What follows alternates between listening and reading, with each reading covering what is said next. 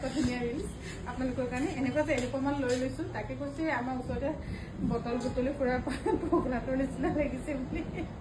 আৰু এইফালে হৈছে খুব ধুনীয়া এনেকুৱা আমাৰ ধুলাই পাটৰ ৰিহাটো বিশেষকৈ অকল আমাৰ বিপণীতহে পাব। চাদৰ পাব পাৰে, কিন্তু এনেকুৱা ৰিহা ধুনীয়া গুড ফিনিচিং, বহুত ধুনীয়া ফিনিচিং।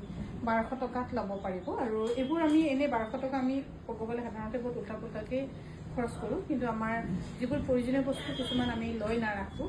আৰু মই কিন্তু ভাবোঁ আপোনালোকে লৈ ৰাখক। এনেকুৱা এখন ধুলাই পাটৰ ৰিহা 1200 টকাত ল'ব পাৰিব, 1200 টকাত ল'ব পাৰিব।